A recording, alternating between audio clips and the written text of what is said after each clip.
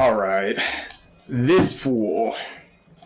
Alright, we're going to talk about Erron Blehhh today, because he's going to be the next one on my most annoyed by list. I will argue I have gotten much more comfortable with Erron Blehhh in the last few months or so, like playing against him. But I can tell you, at first, he was an issue. Definitely.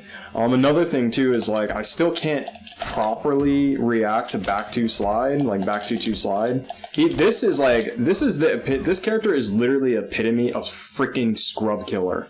Like, that's all this character does, because all this stuff is fake. Like, some of it might be real online in certain conditions, like certain high ping, but offline, you're reacting to this every single time. Like, it's clearly reactable. Like, he leans forward and slides, right? Compared to just doing back 2. The thing about Erron Blehhh that I think he excels at is his pokes, right? Because his movement is probably some of the worst in the game. It's almost like he's like Noob Saibot. Like Noob Saibot has the same problem, right? But then Noob makes it up with his projectiles, right? Same thing with Erron. Erron tends to make it up with both his projectiles, his pokes, like his unstoppable pokes because of this thing, but we'll talk about this annoying thing later. But yeah, like him just being able to like use his pokes to get your way, and he can low profile so many things, makes it really, really hard to deal with him. Like that's one of the main reasons, like if I'm Katana, right, and Erron starts doing like this down 2 stuff, if I do my back 2 just a little bit too late, I'll get hit. That's why it's so annoying, because like you don't know, like he could do that and then do it into like Scud Shot or something. Oops, I messed up. And then you're hit. And it's so annoying, like that Scud Shot, like him combining his pokes with Scud Shot just make it to where like you just get annoyed naturally. It's like Katana's pokes but on steroids, because Scud Shot is safe, well, not Scud Shot all the time, but Acid Pour is 100% safe, which we're gonna talk about now. So Erron Blehhh became ridiculous with Acid Pour. You cannot let me know otherwise. Like, him being able to do all of his strings, like all of his strings into this. Oops, I messed up. And having this safe string, like this, because it's my 7. Like, it's just so annoying. Like, it makes him 100% safe. Yeah, it makes him -9, but who cares? Like, this is one of the best strings in the game. You know, as long as you land it. You literally cannot mash on Erron. Like, you cannot mash on Erron with back 2. Like, it's impossible. Like, if you mash on Wake Up, like, Erron, playing against Erron, I encourage you mashers who break to play against Erron. When you play against Erron and you start breaking, you better not wake up down 3 with Katana, or wake up down 1 with Noob, or wake up 1-1 with, or 1-3 with Frost. Because if you do, you're getting launched and put back in the same situation. And since you have no defensive bar, you're fucked. Like, it is so annoying. Erron gets really good damage too, unbreakable damage. I think it's like 200 and something. Yeah, 245 is 25% off of a mid. That's pretty good. I think this one works. Oh no, that doesn't work. So you have to do that. But that's still pretty good. I think this this covers his gap too, because this has a gap. But if you do that into his Acid Pour, it's safe. And it OS's, like as you see there, it can actually OS in certain situations. So that's annoying too.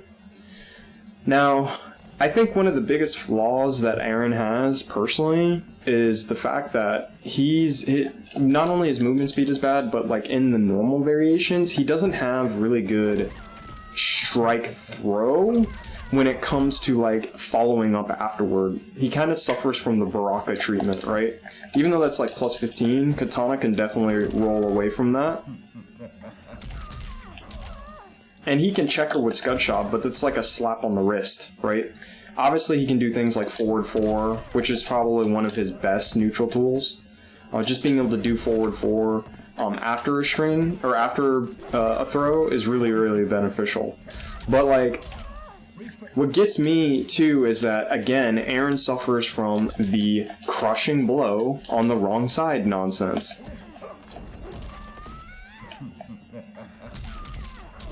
His crushing blow that, his throw that leaves him closer to you is his crushing blow. So you're always going to tech forward. Because look how far that throws you. That throws you full screen. Now, Erron, I think he's underrated when it comes to zoning. I think he has some decent zoning options. One option is, man, I actually don't even remember. One option is locked and loaded, like being able to shoot this out. I know he runs out of bullets, but having the option to zone is like super beneficial for a character, and he has the best anti-zoning options, right? You cannot zone a good Erron in certain situations, right? Now, obviously, I've learned over time, like, there's some ways around this. Like, you can teleport if he's you know, in Scud mode. You can actually teleport and punish him, which is really beneficial to characters like Noob. But Scud Shot, you just have to hold, right? Like, you literally just have to hold that. If he does Scud Shot, you just have to get hit by it. Which leads me to one of my biggest points against Erron, like beating Erron. After you learn the fuzzies to beat Erron, the number one thing you want to understand is risk-reward against Erron. If you're playing against an Erron that does not have Acid Pour, you should always challenge. So, like, this is automatically safe, so you might as well just respect that, because this is automatic. Like, it doesn't matter. He doesn't have to spend a bar. He's still going to be -8 or -9. So there's no point of, like, trying to mash at the last second, because you're just going to get hit every time. But if you're playing against the Erron that has the command grab, which I honestly think is his better variation, and this is because he's able to use the command grab and loop into Oki, it links into his forward 3 if you use the command grab. Which is really good. That makes him a really strong strike throw character. That makes him the Baraka that we needed, pretty much. But, like, yeah, like, if he's just using Scud Shot off of his back 2-2, you want to challenge back 2-2 every time. Like, just challenge it every time. Force the Erron player to get off of meter every single time. Especially if you're a zoner, this is super beneficial. Like, because if he just does that, right? If he just does that, you get a free combo. Oops, I messed up.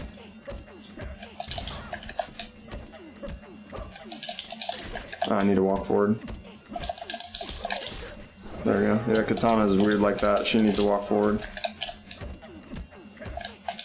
Yeah, she needs to walk forward. I might be able to do back 2, or back 1 from here. Yeah, I can do back 1. Right? So, like you want to challenge because you're just taking, like, what? How much damage are you taking here? You're probably not you're not taking that much. It's not, you're probably not. You're not taking that much. Right? You only took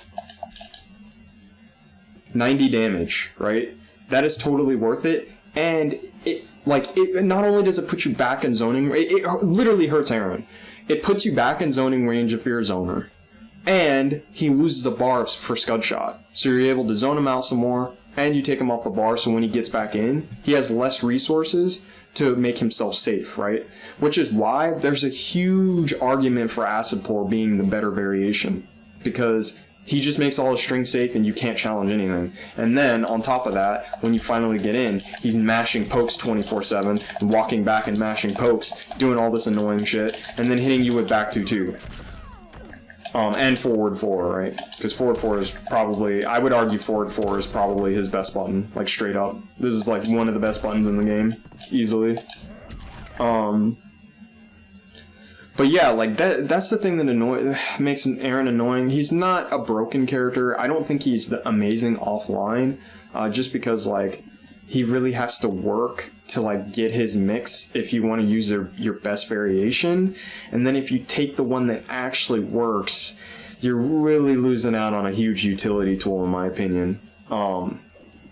I see my friend SSG, like, he goes back and forth between the two variations, and I'm pretty sure that's why. I'm pretty sure he's kind of realized that as a Erron Blehhh main. But that's just kind of something I've noticed looking from the outside in. But anyway, yeah, I would say that the three things you want to make sure you do is you don't want to mash on wake up. Do not mash on wake up. That's one thing. The other thing you want to do is you want to, bait out his slow buttons, because his buttons are pretty slow. You can move in and outside of the range of his forward 3, because his movement is bad, right? So he can't dash into it. The other thing you want to do is you want to always challenge Scud Shot. Always challenge it. There's no reason to not challenge. If Scud Shot is being used, challenge it. Get hit by it. Get him off of his meter. Do not respect.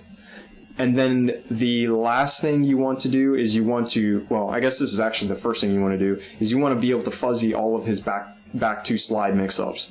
That's like 100, well, either fuzzy it or react to it. That's 100% something you need to learn how to do. And then finally, for an advanced tactic, I would say definitely learn how to not only fuzzy the slide and forward 4, because you can fuzzy them. They have similar timing, or they have different timings. Let me show you here.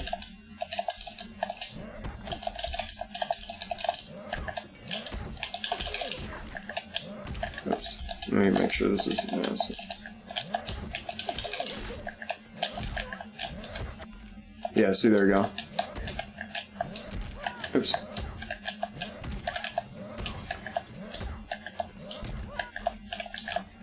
I have this habit where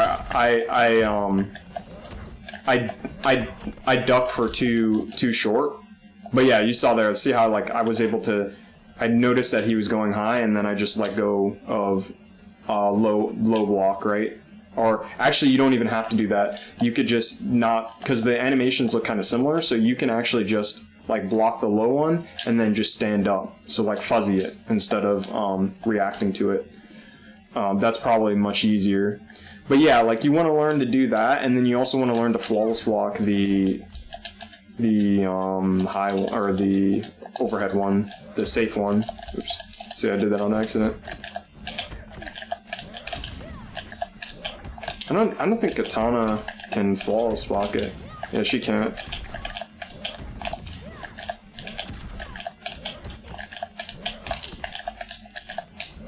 Yeah, some characters just straight up cannot flawless block launch it because he low profiles.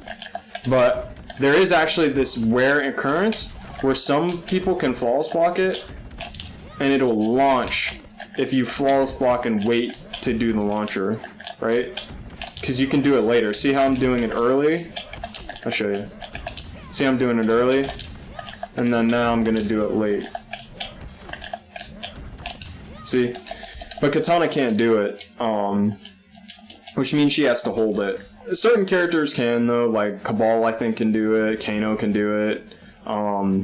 So I'd probably play like either Kano or Katana for this matchup. But yeah, like being able to false block that, it makes this matchup way easier. I can't stress how important it is in Mortal Kombat 11. If you have a F neutral tool or if someone has an F neutral tool and you're really struggling against it, learning how to flawless block it will allow you to take your neutral back as a player.